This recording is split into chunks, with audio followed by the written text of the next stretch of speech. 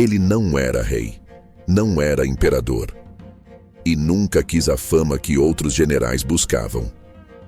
Mesmo assim, poucos homens na história mudaram o mapa do mundo como ele. Seu nome era Subutai, o estrategista invisível do Império Mongol. Enquanto conquistadores lendários como Alexandre ou César marchavam à frente de seus exércitos, liderando pelo exemplo e pela força do carisma, Subutai vencia batalhas a centenas de quilômetros de distância, movendo peças num tabuleiro de guerra que se estendia da China à Europa. Ele nasceu entre pastores, filho de um ferreiro, sem nenhuma linhagem nobre que lhe desse direito a um lugar de destaque.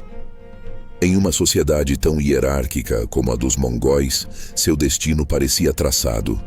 Uma vida de trabalho duro, longe do poder. Mas o jovem Subutai tinha algo que o diferenciava.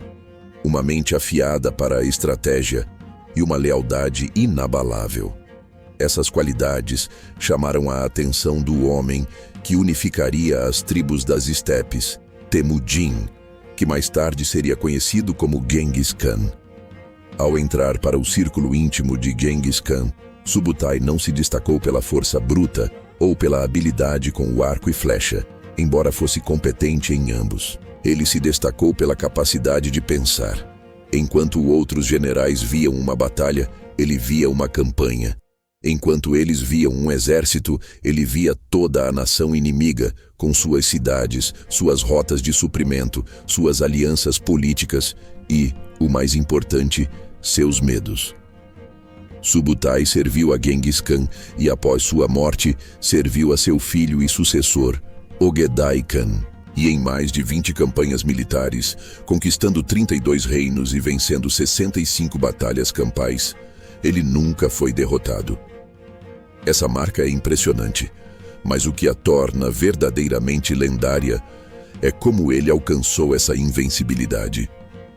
Subutai não lutava por honra pessoal ou glória no campo de batalha. Para ele, a guerra não era um duelo de coragem, mas um problema a ser resolvido da forma mais eficiente e decisiva possível. A vitória era tudo o que importava. Sua metodologia era revolucionária para a época. Antes de qualquer invasão, ele enviava espiões por anos. Esses agentes não eram apenas batedores, eram analistas de inteligência. Eles mapeavam o terreno, identificavam as fontes de água, os depósitos de grãos, as facções políticas descontentes, as rivalidades entre nobres e a moral do exército inimigo. Subutai queria saber tudo. O clima, as estradas, as fortificações, a personalidade dos generais adversários.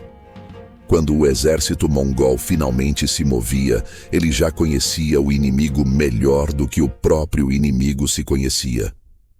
Enquanto os exércitos europeus da Idade Média confiavam em cargas de cavalaria pesada e em confrontos diretos, Subutai transformou a guerra em uma ciência. Sua tática favorita era a desorientação.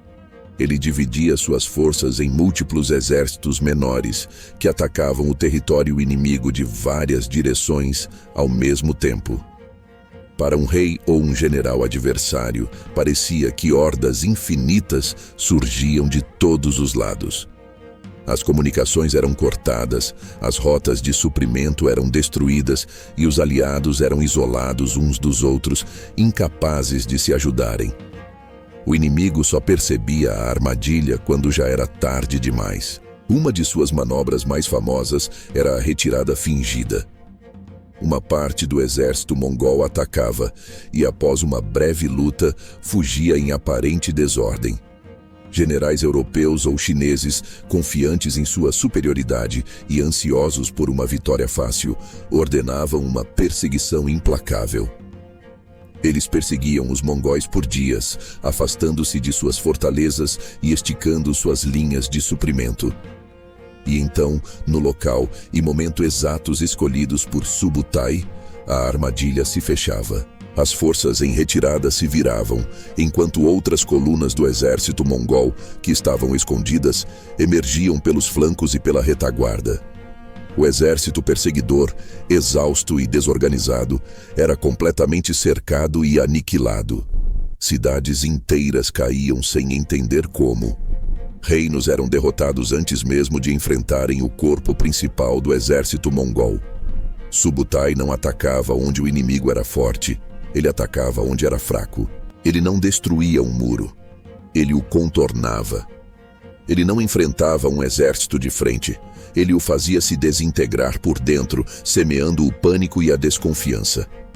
Era uma forma de guerra psicológica em uma escala nunca antes vista. Os rumores sobre a crueldade mongol, muitas vezes exagerados pelos próprios espiões de Subutai, corriam à frente de seus exércitos, quebrando a vontade de resistir antes que uma única flecha fosse disparada. A campanha mais espetacular de Subutai foi a invasão da Europa Oriental. Em 1241, ele liderou um exército mongol que varreu a Rússia, a Polônia e a Hungria. Na Batalha de Morri, o exército húngaro, uma das forças mais poderosas da Europa na época, foi completamente destruído. O rei Bela IV mal conseguiu escapar com vida. Dias antes, na Batalha de Legnica, outra coluna mongol havia aniquilado uma coalizão de forças polonesas e alemãs, incluindo os temidos cavaleiros teutônicos. Os europeus ficaram aterrorizados. Eles não entendiam como um exército vindo das estepes, considerado bárbaro, podia derrotar seus cavaleiros de armadura pesada com tanta facilidade. Eles não compreendiam a mobilidade, a disciplina e, acima de tudo, a estratégia coordenada por uma única mente brilhante. Subutai comandava a campanha inteira, movendo seus generais como peças de xadrez em um mapa que cobria metade de um continente. Para os exércitos europeus, a guerra era uma série de batalhas.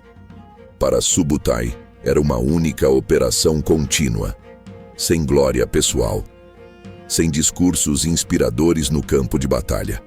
Apenas cálculo frio, planejamento meticuloso e execução impiedosa.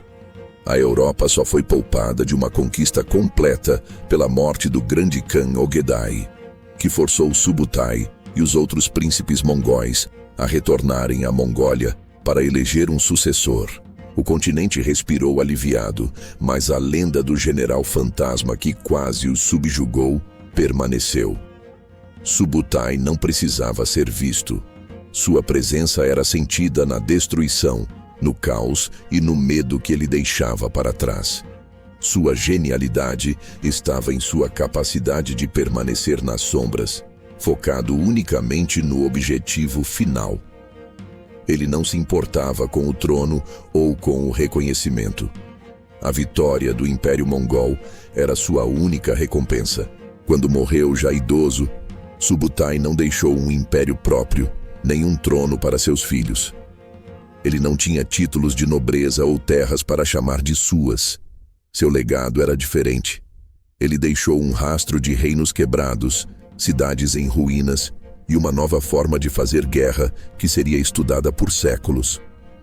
Alguns homens governam pela presença imponente, outros pelo terror que inspiram. Subutai governou através do cálculo, da mente e da estratégia. Ele foi o arquiteto silencioso por trás do maior império contíguo que o mundo já viu. Um general que provou que a mente mais afiada é a arma mais mortal de todas. Essa foi mais uma história sobre os homens e as decisões que moldaram nosso mundo através da guerra, da estratégia e do medo. Para descobrir mais sobre os grandes líderes e os conflitos que definiram a história, inscreva-se no canal Grande Guerreiro. Obrigado por assistir e até a próxima.